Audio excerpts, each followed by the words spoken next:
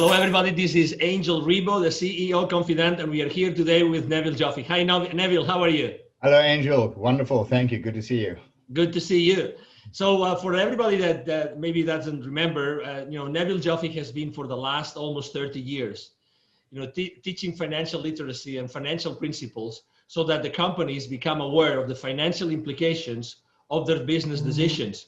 And we are here today to talk about some of the principles of Neville Joffe's theme, which actually he's been explaining to executives for so many years, which is what gets measured gets managed. So Neville, welcome again here. So why do you think that getting things measured to being managed is so important today? Angel, if you use a metaphor of a physician examining a patient who say, look, I'm not feeling well. I say, well, what do you mean you're not feeling well? I was not feeling well. Probably one of the few things the physician is going to do is take his temperature or her temperature, take blood pressure, take a look in the ears, etc., and get a reading of sorts. In the absence of measuring certain vital signs or metrics of the patient, this physician wouldn't even know which direction to take. So in a business, is no different. We need to measure to manage, because people tend to examine numbers in isolation, and it is so dangerous. People look at revenues going up. Yeah, like, so what? What about your costs and so on? So having the right kinds of measurements, and I say the right kind of measurements, not a lot of measurements, I mean the right kinds of measurements, is so important for business health and to influence operational behavior by people who drive the profits in the business. You touched upon a very important point, which is revenues are up and so what? But right now, the same way we can say, okay, revenues are down. So what? Does that mean that the profitability of the company has been compromised? No, far from it. Sometimes to the contrary. Many years ago, I bought an equity position in a vertical manufacturing company that's fully integrated. That is, for those who are not familiar with the term, and we employed about 400 unionized employees. So it was a very nice sized business. The problem was that a lot of the employees were engaged in manufacturing product that was high on the revenue line on the P&L, but was sucking up resources in the company. And it wasn't the kinds of products that were the core skill of this organization. Long story short, we did some process mapping, and we went back and did some testing of utilization resources, and we cut out this particular line of business, which reduced our revenues by almost a third. But associated with that, we got rid of a lot of the associated costs. Well, guess what? Started making money. So sometimes it's important to evaluate the cost of driving certain revenues. Everyone should be aware of this, and be cognizant of the relationship between cost and sales. And everybody in the organization should know how to measure this. Does that mean that, for instance, today, I would say most of the companies in the world are really with the revenues down compared to last year? Does that mean that if they actually took the necessary measures, they could actually still have profits and free cash flow? Yes, and I don't want this to sound like a glib statement, because this is not necessarily true for all companies. Under the circumstances in which we find ourselves now, with COVID, there are a lot of challenges with a lot of companies. But I believe there are opportunities in certain companies that have been carrying a lot of fat, if you will, a lot of unnecessary expenses. And now's the time for people to start evaluating very carefully what their core skills are, their operating costs. A lot of people, we tend not to press the reset button and go back and evaluate interesting versus useful.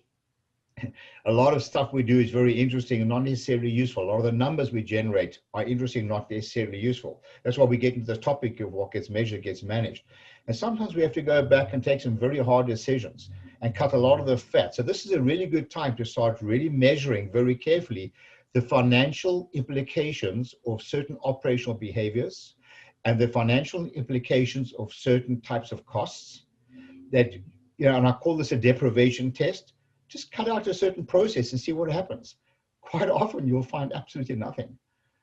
Absolutely. And what gets measured gets managed is actually part of your latest book, which is right now. I'm really happy I have one of them here with me. It's called, the Baker's Dozen's Rules of Highly Successful Business Operators. If you can see it, we're talking about chapter 2 today, so it couldn't be more timely, right? Because you talk about 12 different principles you have been teaching to more than 20,000 business operators and C-level executives for the last 25, 30 years. Is that correct? Yeah, it is.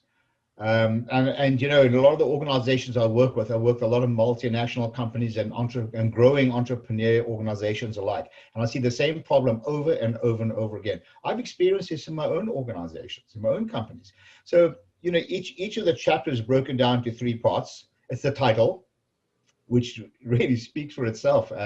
What gets measured gets managed. Don't evaluate numbers in isolation. Revenues are vanity. Profits are sanity. Cash flow is reality. These are what the people who've attended my workshops have affectionately called Nevilisms. And this is what the book is really about. So there's a title of the book. There's a very quick read of a story to create context. And at the end of each chapter, as you will see here, there are a lot of questions. And questions which these are really loaded questions. For example, do you have an incentive or compensation plan that everyone clearly understands? Never assume that people clearly understand the numbers. Are there elements of the plan controllable by all those people in the organization? People are measuring to manage, but it's very frustrating when a person's incentive plan is based on certain numbers that are used to measure performance, but they have no control over the numbers. Do you have financial transparency? Does your accounting department clearly communicate the financial results to your employees and how they may improve the numbers without fancy financial jargon? I can tell you, Angel, that I've been teaching this, as you said, for decades, and I've tested literally thousands of people, and I find the consistent results across the board, from grassroots, blue-collar workers to corporate executives, non-financial executives, that is. And I found that consistently people are less than 40% financially literate. Can you imagine expecting people to make financial decisions based on numbers when they don't understand the financial implications? One of the themes or the framework of what I'm trying to communicate to corporate executives is that shareholders invest in a business for one reason and one reason only: to drive sustainable profits and cash flow, right? Sustainable profits and cash flow. But to do that, you need to get your employees engaged. You need to educate them, and only then can you hold them accountable. Exactly. Bang on. So I would like to suggest that, as you read this book, and everybody, we're gonna make sure that people have. I mean, this is a copy which was like printed. The book is still not available for purchasing. We have only. I mean, this has been a book that has been actually made thanks to the contribution of a lot of different executives. Is that correct? Oh, absolutely. We've had several hundred executives from various companies who have been kind enough to contribute to the book, and we've had some really engaging conversations about some of its content. Exactly. So we would definitely like to have more questions from the people that is watching this interview today to actually contribute to the book if they want to do it. So we will be more than glad to do it. Is that correct, Neville? Yes, absolutely. And if anybody wants to see some extracts of chapters or some of the questions, please email me at Neville, that's Neville at bizwisdom.com. That's bizwisdom.com, Neville at bizwisdom.com. I'll be happy to send you a soft copy of some of the questions and or even of the chapters and get your input. Excellent. Well, thank you very much, Neville, for being here with us today, and to everybody watching this interview. So thank you very much. I'm sure that you have enjoyed this conversation as much as we have, and you have a wonderful day. See you soon. Bye-bye. Thank you. Bye-bye now.